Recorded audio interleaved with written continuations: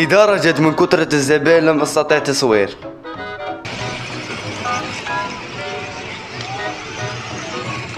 من كثرة الأطفال الذين ينتظرون دورهم تحس نفسك فاتح ديزنيلاند مصغر. السلام عليكم، عدنا من جديد في قناتنا مستر بروكتيزات في فلوق جديد. قطة في الجزائر سون كيوت، المشاهدات سون كيوت.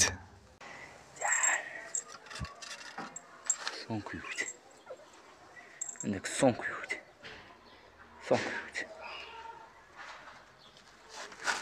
عندنا بزاف. إذا تحب القطط حط لايك واشتراك. معكم طيور الجنة بنكهة طيور جهنم.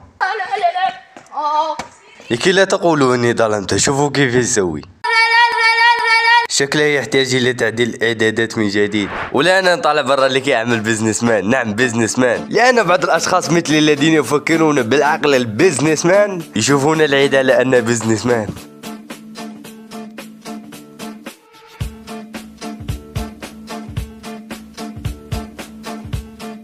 أجواء جميلة لعمل بزنس مان. والآن بعد ما فتحت مشروع البزنس مان حدث لي شيء غريب، أصبحت أحب الأطفال لا أعرف لماذا. درجة الحرارة برا كانت درجة صيف ليست درجة ربيع، لأن الدرجة كانت فوق. المهم درجة الحرارة كانت عالية جدا فقط.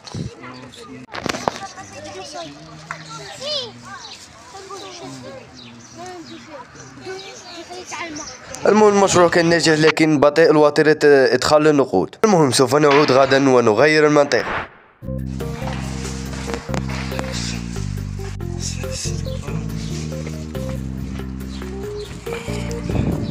$2,000 years later.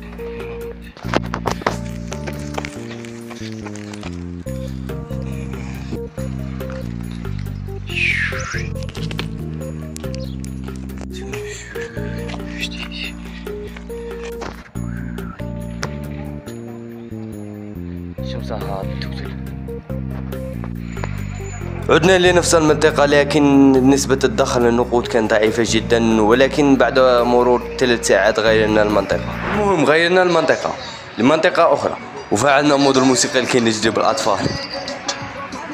رانا هنا بعض الحمواني كدا. الحرارة عالية بزاف لم أجد ماذا أقول.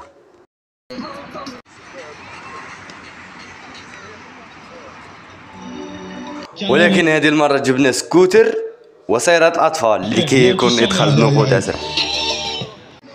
لكن الآن أظن ترتيب أفضل من اللي كان عليه السابق،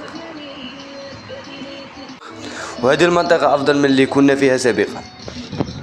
عدنا ترتيب سيارات الأطفال وسكوتر لكي تجذب الأطفال، وهذه الطريقة يستعملها فقط بزنس مان ليفل ماكس.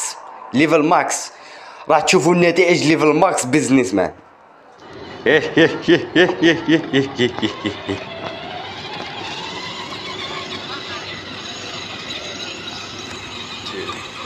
لدرجة من كثرة الزبائن لم أستطع تصوير.